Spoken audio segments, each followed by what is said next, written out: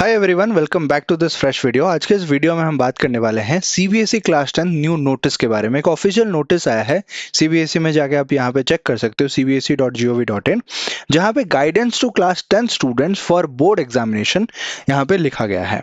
तो 9 तारीख का ये नोटिस है, 9 दिसंबर को आया था। और नोटिस 2 पेज का नोटिस है, लेकिन बहुत सीरियस नोटिस है।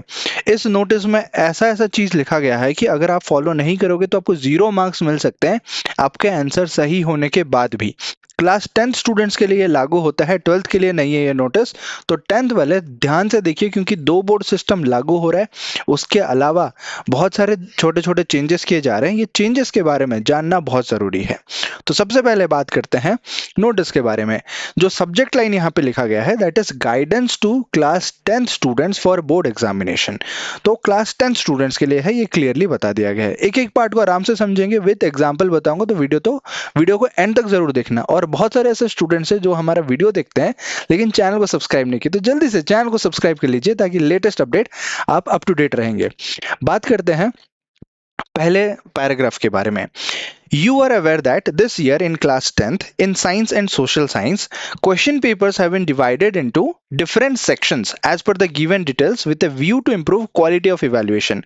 ये कहा जा रहा है कि इस साल साइंस और सोशल साइंस में सेक्शंस डिवाइड किए गए हैं। सेक्शंस यानी कि वो मैं आपको बताता हूँ। तो जैसे यहाँ पे साइंस के लिए बात करते हैं, तो question paper has been divided into 3 sections. 3 section में यहाँ पे डिवाइड किया गया है। सेक्शन ए जो है that is biology, section B जो है that is chemistry, and section C जो है दैट इज फिजिक्स। अभी तक क्या होता था, सारे entire question paper continuous numbering होता था और कभी भी किसी भी सब्जेक्ट में पूछा जाता था। मतलब साइंस अगर है तो उसके अंदर कभी भी फिजिक्स, कभी भी केमिस्ट्री, कभी भी बायोलॉजी पूछा जाता था। लेकिन अभी प्रॉपरली पहले बायोलॉजी का सेक्शन होगा, फिर केमिस्ट्री का सेक्शन होगा, फिर फिजिक्स का सेक्शन होगा।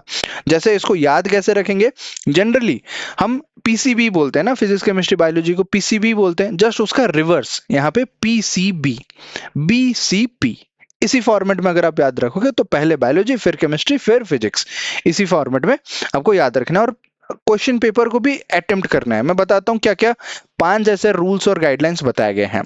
जो सेकंड है सोशल साइंस के बारे में। सोशल साइंस में यह बताया गया है कि similarly in case of social science the question paper has been divided into 4 sections. कितने सेक्शन में डिवाइड किए गए हैं? 4 सेक्शन। और उन 4 सेक्शन में क्या क्या है?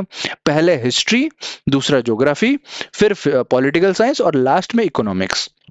एसएसटी में भी आपको ऐसा होता था कि कंबाइंड आपको क्वेश्चन पेपर दे दिया गया और वहां पे कभी भी किसी भी सेक्शन से क्वेश्चन पूछा गया। लेकिन अभी सेक्शन वाइज कर दिया गया है ताकि पूरा हिस्ट्री के क्वेश्चन आपको एक सेक्शन में मिलेंगे, फिर ज्योग्राफी के एक क्वेश्चन में मतलब एक सेक्शन में मिलेंगे, फिर पॉलिटिकल साइंस, फिर इकोनॉमिक्स। अब नेक्स्ट बात करते हैं कि यहाँ पे जो लिखा गया, in this regard sample question papers of both social science and social science hosted on CBSE academic website may be referred to. ये वाला जो है नीचे आप यहाँ पे देख सकते हो, this is your sample paper. ठीक है, क्लास 10th का साइंस का सैंपल पेपर है। यहाँ पे क्लियरली बता दिया गया है। मैं एक एक साइंस का भी बता देता हूँ, फिर सोशल साइंस का बताऊंगा, फिर वो 5 रूल्स बताऊंगा जो आपको फॉलो करने हैं। सबसे पहले यहाँ पे आप देखो सेक्शन बता दिया गया है। Section A is biology, section B is chemistry, section C is physics. Okay, और बात करते हैं कैसे दिखता है ये सेक्शन एक्चुअल सैंपल पेपर में। ये साइंस का सैंपल पेपर है, सेक्शन ए हो गया। सेक्शन ए कौन सा मैंने आपको बताया था, याद कैसे रखोगे? पीसीबी का उल्टा बीसीपी। तो बी मतलब बायोलॉजी, सेक्शन ए हमारा बायोलॉजी हो गया। यहाँ पे मतलब लिखा होना चाहिए, पता नहीं मेन पेपर में लिखेंगे या नहीं लिखेंगे, बट आपको केयरफुल रहना है कि सेक्शन ए बायोलॉजी है। क्वेश्चन पढ़ के भी आप पता कर सकते हो कि ये बायोलॉजी का है, सेक्शन ए जो है बायोलॉजी, वरना हाइफन करके बायोलॉजी लिख लेना चाहिए। आप लिख लेना अपने क्वेश्चन पेपर में या उसके नीचे बायोलॉजी लिख लेना, सेक्शन है बायोलॉजी, फिर अटेम्प्ट करना क्वेश्चंस। नेक्स्ट सेक्शन बी, यहाँ पे सेक्शन बी कौन सा है? केमिस्ट्री का है, देख के पता चल रहा है। Section B is your chemistry and section C is your physics. तो ये 3 सेक्शन साइंस के पेपर के लिए हो गए।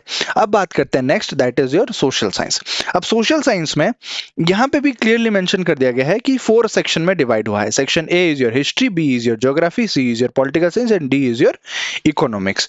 ये सेक्शन बता दिया गया है। अब इसके एक्चुअल सेक्शन में हम चलते हैं। तो यहाँ पे सेक्शन ए में हिस्ट्री, तो क्लियरली क्वेश्चन पेपर में सैंपल क्वेश्चन पेपर जो 2025-26 के लिए रिलीज हुआ है सीबीएसई की तरफ से, क्लियरली यहाँ बता दिया गया है कि सेक्शन ए हिस्ट्री है। वैसे ही मैं एक्सपेक्ट कर रहा था कि अगर साइंस में भी हो जाता है biology physics biology chemistry physics तो फिर बढ़िया होता। तो यहाँ पे सेक्शन ए हिस्ट्री हो गया, हिस्ट्री के क्वेश्चंस। सेक्शन बी, हाँ यहाँ पे देखो ए खत्म हुआ, फिर बी यहाँ से शुरू हो रहा है। Section B is your geography 20 marks के, और फिर सेक्शन सी जो कि पॉलिटिकल साइंस यानी कि सिविक्स, और जो सेक्शन डी है last section that is your economics. पूरा पेपर इतने में खत्म हो गया। अब बात करते हैं important instructions to be communicated to the students appearing in class 10th board examination. ये जो इंपॉर्टेंट इंस्ट्रक्शंस है ये कंपलसरी कर दिया गया कि सभी स्टूडेंट्स को पता होने चाहिए, कम्युनिकेट करना चाहिए। तो जो सीबीएसई के प्राइवेट स्टूडेंट्स हैं वो लोग भी मेरे चैनल देखते हैं सबसे ज्यादा, रेगुलर स्टूडेंट्स देख रहे हैं तो बहुत अच्छी बात है, चैनल को सब्सक्राइब कर लेना।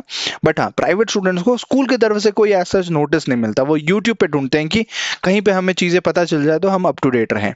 यहाँ पे आप देखो, पहला चीज ध्यान से सुनना, 5 पॉइंट है यहाँ पे, एक भी मिस हो गया तो मार्क्स 0। सबसे पहला जो पॉइंट है, students will divide the answer book in 3 sections in science and in 4 sections in social science for answer writing। अब जो आप आंसर लिखते हो आप खुद अभी डिवाइड करोगे 3 सेक्शन में साइंस को, 4 सेक्शन में सोशल साइंस को, आंसर लिखने के लिए आपके आंसर बुक में। ये आपका जिम्मेदारी है। दूसरा जो पॉइंट है, replies of questions are to be written only within the space identified for the concerned section only। इसका मतलब क्या है कि जो आप क्वेश्चन के सॉल्यूशन लिखते हो, अगर क्वेश्चन 1 जैसे बायोलॉजी का है तो बायोलॉजी के अंदर ही जितने बायोलॉजी के क्वेश्चन है वो आपको लिखने हैं, 1 से लेके जितने भी रहेंगे। अगर बायोलॉजी का लेके आप सेक्शन बी में या सी में लिखते हो तो मार्क्स आपको नहीं मिलेंगे। वो अभी बता जा रहा है कि replies of questions are to be written only within the space identified for the concern. आप खुद आंसर शीट को डिवाइड करोगे कि ये सेक्शन ए के लिए है, ये सेक्शन बी यहाँ से शुरू करूंगा, सेक्शन सी यहाँ से शुरू करूंगा। सफिशिएंट स्पेस वगैरह छोड़ो या फिर कंटिन्यूस आप सेक्शन वाइज ही अटेम्प्ट करना शुरू करो। हाँ, ऐसा हो सकता है कि आप सेक्शन सी पहले लिख लो और उसके सारे क्वेश्चन करो, फिर सेक्शन ए करो या फिर सेक्शन बी करो।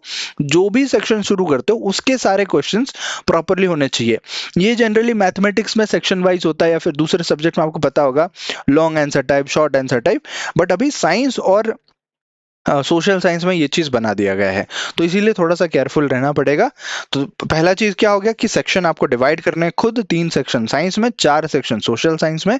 दूसरा पॉइंट ये है कि जो इसके आंसर्स रहेंगे ना, ये आंसर उसी सेक्शंस के अंडर ही लिखने हैं, दूसरे सेक्शन में नहीं लिखने हैं। यहाँ पे देखो, replies of a section should not be written और mixed in any other section. किसी दूसरे सेक्शन में जाके आपको इसके रिप्लाईज नहीं लिखने। जैसे मैंने बताया कि बायोलॉजी के आंसर लेके आप केमिस्ट्री या फिजिक्स के सेक्शन में जाके नहीं लिख सकते। लिखोगे तो क्या होगा, वो सेक्शन अभी पॉइंट नंबर 4 में मिल रहा है, आपको जवाब मिलेगा इसका।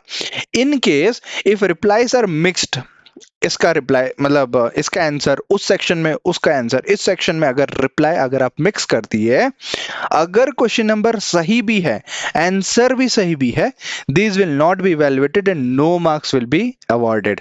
ये क्लियरली बता दिया गया कि वैसे क्वेश्चन अगर क्वेश्चन सीक्वेंस में नहीं है तो ना उसके मार्क्स मिलेंगे, ना उसको चेक किया जाएगा और ना ही उसको मार्क्स दिया जाएगा। कोई मार्क्स नहीं मिलेंगे और पेपर आपका उस क्वेश्चन के लिए चेक नहीं किया जाएगा क्लियरली।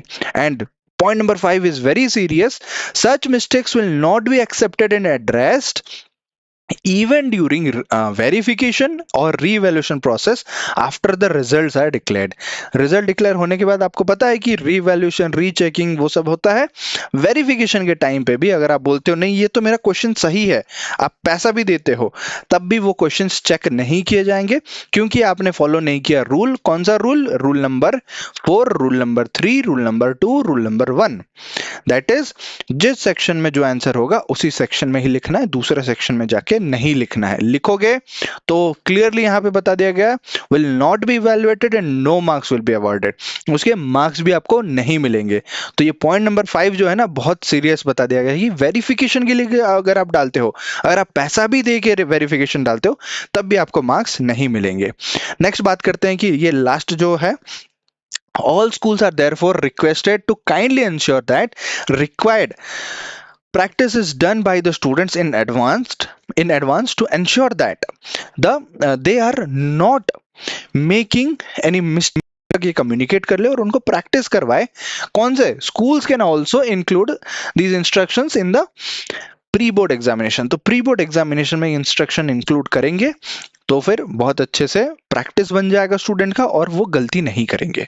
तो इसीलिए मैं आप सभी को बोलना चाहूंगा कि आप लोग ये प्रैक्टिस बना लो कि सेक्शन वाइज ही लिखोगे, इधर उधर का बिल्कुल नहीं लिखोगे, क्योंकि आपका ही रिस्क है। भले आपका आंसर सही हो, उस टाइम पे आप नहीं बोल सकते कि मैंने सही आंसर लिखा है लेकिन मुझे मार्क्स नहीं मिला, मुझे 0 मिला, क्योंकि लिख के आ गए तो आ गए, भले वो सही भी हो। इसीलिए सेक्शन को गलत मत करना। यही था सेक्शन रूल 2026 जो कि क्लास 10th सीबीएसई स्टूडेंट्स के लिए लागू हो रहा है। 2 बोर्ड तो हो ही रहा है, उसके अलावा ये सेक्शन रूल जो है नया एडिशन है, ये पहले नहीं बताया गया, अभी बताया जा रहा है, तो बी केयरफुल। तो इसको ध्यान से इंप्लीमेंट करना, अपने आंसर शीट में अच्छे से लिखना। ठीक है, मिलते हैं नेक्स्ट वीडियो में। चैनल को सब्सक्राइब कर लो, वीडियो को लाइक कर लो। मिलते हैं अगले वीडियो में, तब तक keep learning, keep exploring and keep smiling. Thank you so much.